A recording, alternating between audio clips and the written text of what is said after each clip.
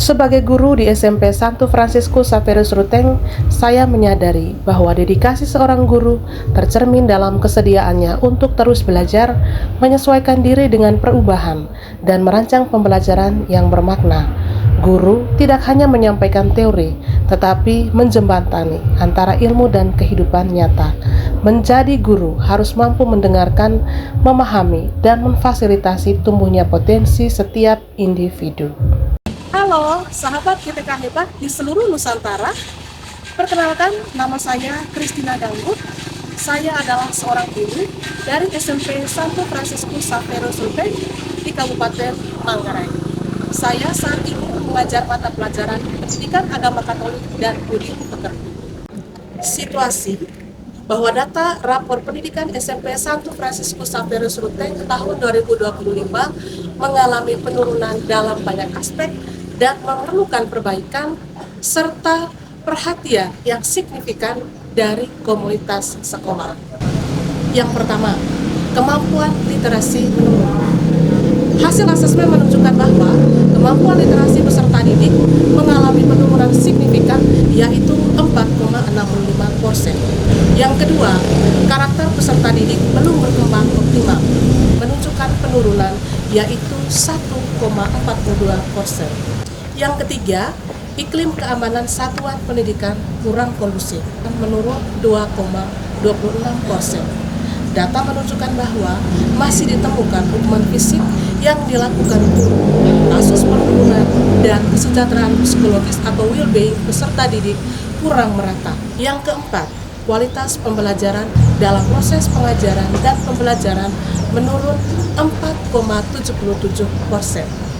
Yang kelima, refleksi dan perbaikan pembelajaran oleh guru menurun, yaitu 1,23%. Tantangan. Untuk mengatasi situasi yang tercermin dalam hasil rapor pendidikan, saya melakukan analisis mendalam terhadap kondisi pembelajaran di sekolah. Saya mengidentifikasi dua tantangan besar yang dihadapi. Satu, kualitas interaksi pembelajaran guru belum optimal, yang meliputi metode pembelajaran dan strategi pembelajaran. Metode pembelajaran membosankan siswa, yaitu metode ceramah satu arah. Strategi pembelajaran dilakukan guru kurang kreatif dan cenderung monoton. Guru kurang mengenal model pembelajaran, kurangnya pemanfaatan teknologi dan media interaktif dalam pembelajaran. Guru belum melakukan kolaborasi pembelajaran lintas disiplin ilmu, belum nampak kemitraan pembelajaran. Guru kurang memberikan dukungan psikologis. Proses pembelajaran belum mengarah pada pencapaian 8 dimensi profil lulusan. Menghadapi situasi dan tantangan yang dihadapi sekolah, saya melakukan aksi dengan tema dari data ke aksi, strategi pembelajaran mendalam untuk rapor pendidikan yang lebih baik. Pembelajaran mendalam adalah pendekatan holistik yang memuliakan dengan menciptakan suasana belajar yang berkesadaran, bermakna, dan menggembirakan melalui olah pikir, olah hati, olah rasa, dan olahraga demi mewujudkan 8 dimensi profil lulusan. Saya menerapkan pembelajaran mendalam melalui 3 langkah prinsip pembelajaran.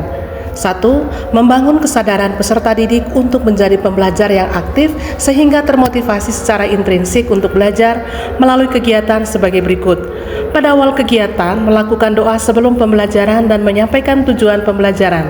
Pada kegiatan orientasi terhadap masalah melalui pengalaman belajar memahami, siswa merefleksi pertumbuhan dirinya dari usia balita hingga remaja bertolak dari video yang telah ditonton. Pada kegiatan pengorganisasian belajar melalui pengalaman belajar memahami, siswa melakukan refleksi memahami teks kitab suci. Pada kegiatan investigasi mandiri dan kelompok, melalui pengalaman belajar mengaplikasi, siswa mengaitkan nilai spiritual dengan identitas pribadi. Pada kegiatan pengembangan dan presentasi solusi, melalui pengalaman belajar merefleksi, siswa melakukan refleksi atas keunikan diri dan orang lain, serta refleksi atas pengalaman belajar. Pada kegiatan analisis dan evaluasi, melalui kegiatan penutup, siswa diajak untuk merangkum poin-poin penting dari pembelajaran mengenai pesan kitab suci dan ajaran gereja tentang makna manusia sebagai citra Allah yang unik. 2. Membangun keterlibatan peserta didik sebagai subjek belajar untuk memperoleh pengalaman belajar yang bermakna melalui kegiatan sebagai berikut. Pada kegiatan awal, saya menjelaskan relevansi materi dengan kehidupan nyata. Pada kegiatan orientasi terhadap masalah melalui pengalaman belajar memahami, siswa menghubungkan pengalaman tentang keunikan diri dengan ayat kitab suci yang diambil dari kitab Kejadian bab 1 ayat 26 sampai 28 dan siswa menemukan makna dari studi kitab suci. Pada kegiatan investigasi mandiri dan kelompok melalui pengalaman belajar mengaplikasi, siswa mengaitkan nilai-nilai spiritual dengan identitas pribadi.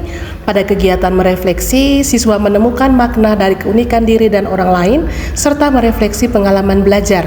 Dan pada kegiatan analisis dan evaluasi, kegiatan penutup, siswa diajak untuk merangkum poin-poin penting dari pembelajaran mengenai pesan kitab suci dan ajaran gereja tentang makna manusia sebagai citra Allah yang unik. 3. Membangun kesenangan belajar atau joyful learning melalui kegiatan sebagai berikut.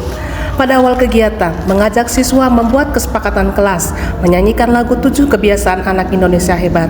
Pada kegiatan pengorganisasian belajar, melalui pengalaman belajar memahami, siswa melakukan diskusi kelompok.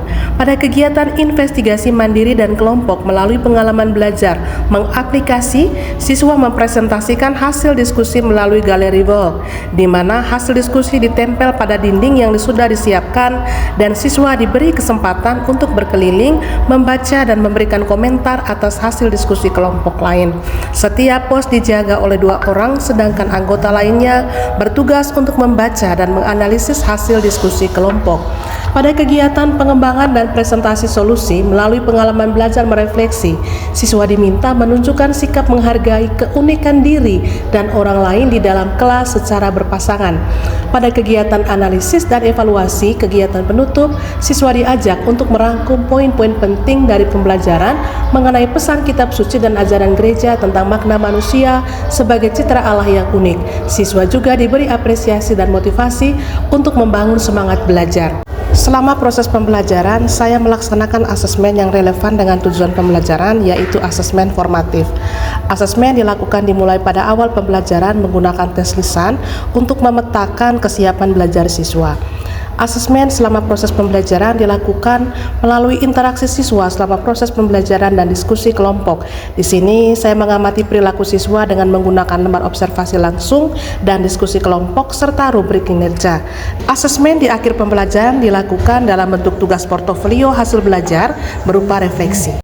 Dan di akhir pembelajaran, saya melakukan refleksi secara mandiri terkait dengan proses pembelajaran yang telah berlangsung, apakah sudah berjalan efektif atau masih perlu diperbaiki. Dari proses aksi yang telah saya lakukan, dampak nyata yang mulai terlihat di kelas saya adalah interaksi di kelas menjadi lebih aktif, pembelajaran semakin bermakna dan menggembirakan untuk siswa, suasana belajar lebih terbuka terhadap eksplorasi dan diskusi, di mana siswa menunjukkan peningkatan dalam keterlibatan dan rasa ingin tahu terhadap materi, dan siswa menjadi berani untuk mengkomunikasikan kebutuhannya untuk belajar. Refleksi ini menunjukkan bahwa perubahan membutuhkan waktu, komitmen, dan keberanian untuk terus belajar. Saya menyadari bahwa perbaikan bukanlah titik akhir, melainkan proses berkelanjutan. Dengan semangat kolaboratif dan budaya reflektif yang terus dibangun, saya percaya bahwa sekolah akan semakin mampu menghadirkan pembelajaran yang bermakna, relevan, dan berdampak bagi setiap peserta didik. Dari video yang saya tonton terkait penerapan pembelajaran mendalam mulai dari 3 prinsipnya, yaitu berkesadaran, bermakna, dan menggembirakan. 3 pengalaman belajarnya yaitu memahami, mengaplikasi, dan merefleksi.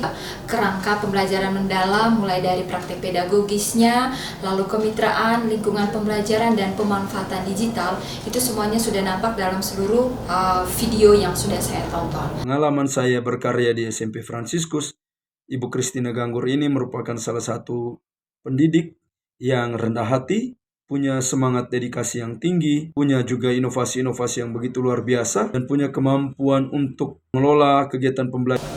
Ucapan banyak terima kasih kepada Ibu Christina Ganggur yang telah menerapkan pembelajaran mendalam dalam proses pengajaran di kelas dan juga yang sangat semangat untuk melanjutkan seluruh kegiatan atau proses pembelajaran mendalam. Semoga semua prosesnya berjalan baik dan menghasilkan yang baik untuk kemajuan sekolah ini dan juga untuk kebaikan peserta didik. Saya sangat terkesan terhadap pembelajaran yang diberikan Ibu Christine karena kami didorong untuk berpikir kritis, refleksi, dan mandiri.